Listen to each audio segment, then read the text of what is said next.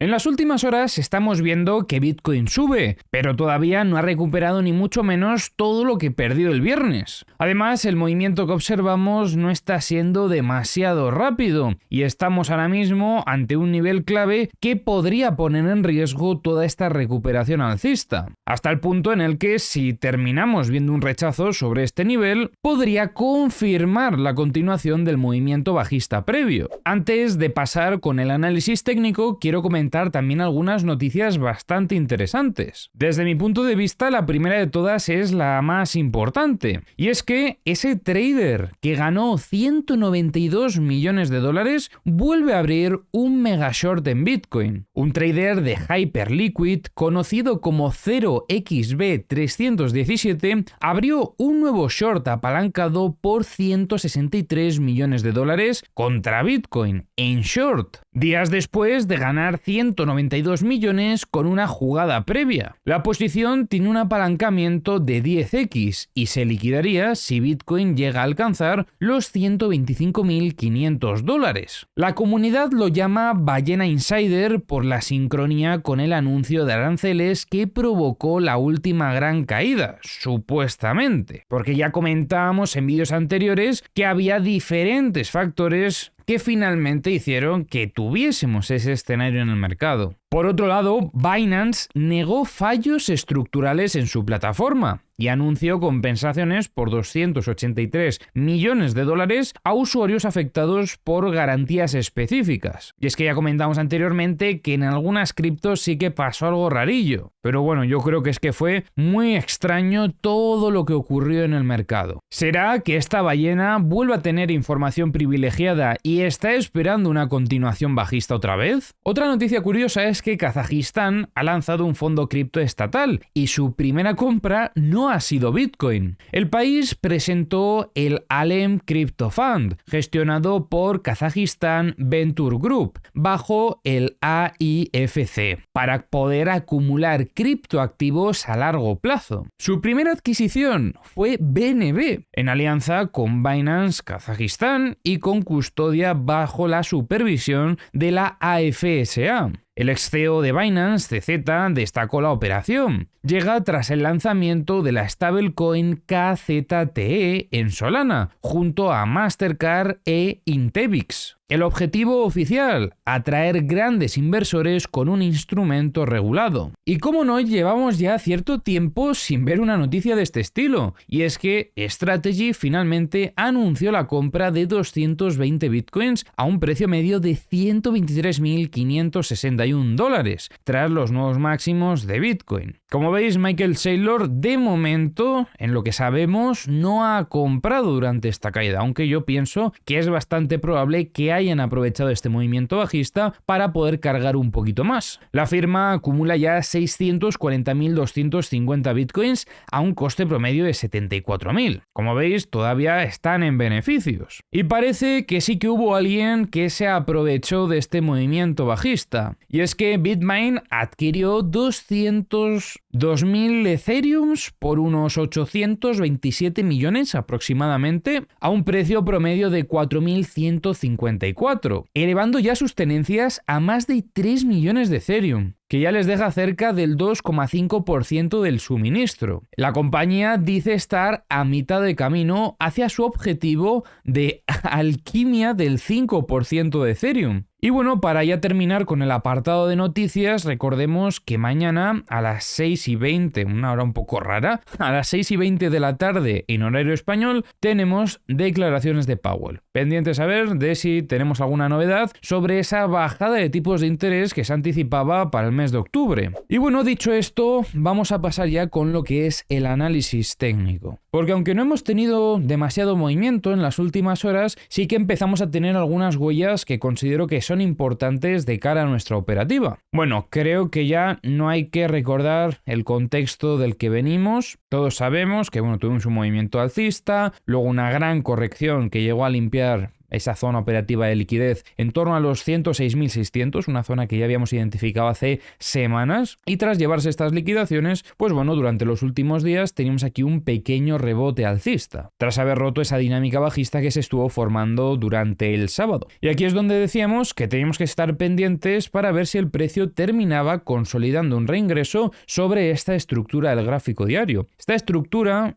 al estar en un time frame diario, consideramos que los setups que nos den van a ser para operativas de largo plazo. Por lo tanto, es muy importante también para todos aquellos que estéis sobre todo en el largo plazo en Bitcoin, para estrategias de DCA, para simplemente comprar y holdear, buscando quizás la mejor entrada posible en el contexto en el que estamos actualmente. Y el problema es que no acabamos de tener un retroceso a consolidar el soporte de los 111.985. Este para nosotros sería el escenario ideal, que después de este reingreso retroceda, consolide esto como un soporte y que a partir de ahí pues nos pueda dar oportunidad operativa en compra, si es que finalmente observamos esa presión compradora y observamos obviamente el gatillo de entrada. No entramos solo porque el precio haya alcanzado este nivel. ¿Pero qué sucede? Que no hemos tenido ese retroceso. Como veis, el precio ha tenido un ligero retroceso. Vamos a tener que bajar de time frame para poder analizarlo correctamente. Como veis, hasta 5 minutos para ver todos los detalles. Y es que durante el movimiento previo, si os fijáis, se podía observar una pérdida de momentum alcista. Y en el momento en el que tenemos esa ruptura de la estructura alcista, comenzamos a desarrollar esta siguiente corrección. Una corrección que nos deja al final una estructura con cierta inclinación bajista. Consideramos que hasta este punto se desarrolla fase A.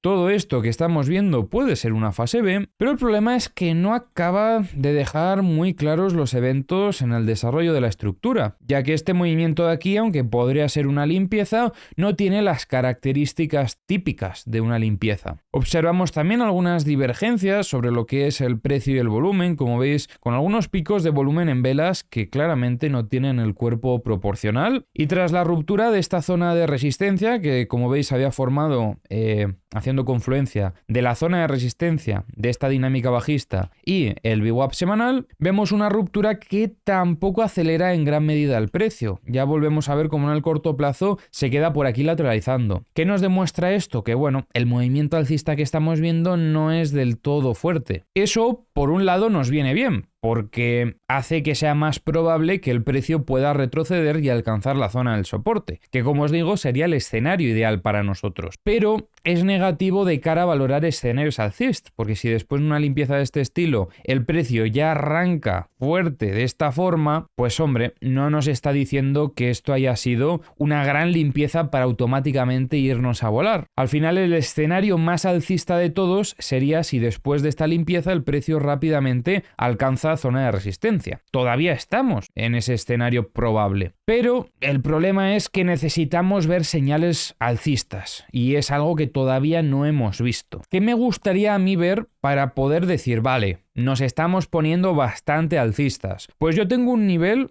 que yo creo que si terminamos viendo ruptura de este nivel y consolidación, podríamos confirmar el que ha retomado una tendencia alcista. Y eso sería probablemente esta zona de los 117.650. ¿Por qué? Pues porque tenemos la zona media de la estructura y tenemos también el VPOC del Volume Profile. Además, si les damos unas cuantas horitas más, el VWAP mensual va a terminar también alcanzando esta zona. Por lo tanto, si llegamos a ver algo de este estilo, ruptura y consolidación, esto también puede ser una oportunidad operativa en compra, buscando como principal objetivo atacar la resistencia de los 123.190. Que desde aquí retrocede y observamos compras en esta zona que consolida ese reingreso, vale, pues tenemos también una oportunidad operativa en compra donde buscaríamos esta zona como primer objetivo. Y aquí habrá que hacer gestión. ¿Por qué? Pues porque esperaríamos que sobre este nivel puedan entrar ventas. Si vemos un rechazo y vuelve a atacar soporte, peligro, ¿vale? Peligro para la continuación de ese movimiento alcista. Pero si por el contrario lo consigue romper y encima lo consolida, genial, ¿vale? Porque si no entraste aquí, te dará una oportunidad operativa para entrar aquí, y si entraste en la zona baja, te dará la oportunidad de proteger la operativa y sacar ya todo esto de beneficio. Como veis, hay dos escenarios alcistas bastante interesantes. Pero ¿qué pasa si perdemos el soporte? soporte? Pues era un poco lo que os comentaba ya anteriormente, y es que si vemos un rechazo en esta zona y conseguimos atacar otra vez el soporte y lo rompe, pues aquí lo que estamos viendo es que rechaza el equilibrio dentro de la estructura y que por lo tanto eso hace que sea más probable una continuación bajista buscando objetivos que ya habíamos comentado anteriormente. De hecho, creo que se me olvidó marcar esto por aquí, pero bueno, estos serían como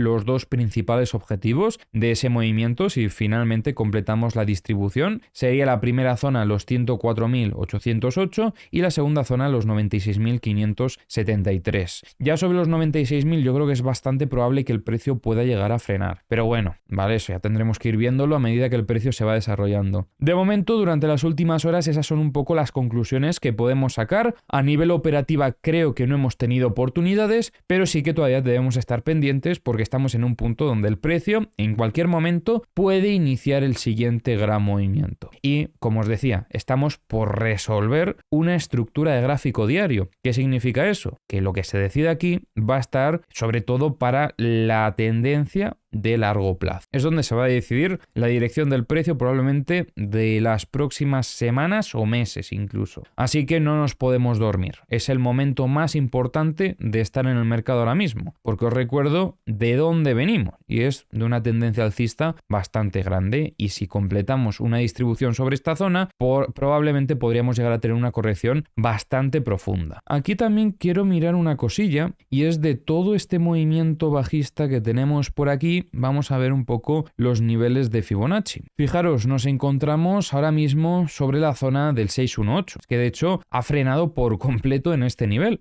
Si logramos ver una ruptura de esta zona, también aumenta bastante la probabilidad, siguiendo las reglas de Fibonacci, para un potencial giro en V, que eso demuestra bastante agresividad compradora. Así que ahora mismo estamos en el punto crítico, o sea, es el momento en el que no nos podemos despegar del gráfico, porque aquí está la oportunidad operativa. Por cierto, antes de seguir con el vídeo, muchísimas gracias por todo el apoyo que estáis dando en los últimos análisis. Está siendo una locura. Y bueno, ya vi por los comentarios que os gustó el cambio de nombre, así que me alegro muchísimo. Y ahora vamos a revisar las herramientas. Y por cierto, si queréis más información de valor para vuestras operativas, tenéis que estar dentro del servidor de Discord. Aquí encontraréis muchísima información que os ayudará a adelantaros al resto del mercado. Tenemos indicadores privados, noticias, setups, análisis, todo lo que vayáis a necesitar dentro de vuestra operativa lo encontraréis aquí. Y lo mejor de todo es que es totalmente gratis. ¿Cómo podéis acceder al servidor de Discord? Muy sencillo, tenéis en la descripción del vídeo el enlace a esta página web donde, pues como veis, os encontraréis toda la información que necesitéis saber. Y aquí abajo hay un apartado donde pone literalmente cómo acceder al Trading Club. Ahora vamos a revisar los mapas de liquidaciones de Trading Different. Claramente estamos viendo una zona sobre la que se están acumulando muchas liquidaciones, y es esta zona de shorts en los 116.095. Es muy probable que durante las próximas horas finalmente veamos que limpian esta zona. Esta misma zona tiene liquidez de corto plazo en los 116.070 y luego vemos también que se ha acumulado algo de liquidez recientemente en zona de longs en los 113.388. En mapas de medio plazo no se ve nada cerca del precio. En Bookmap vemos algunas ventas en torno a los 116.000, pero poquito más. En The Kingfisher estamos viendo una zona con muchísima liquidez de shorts, y atentos a este nivel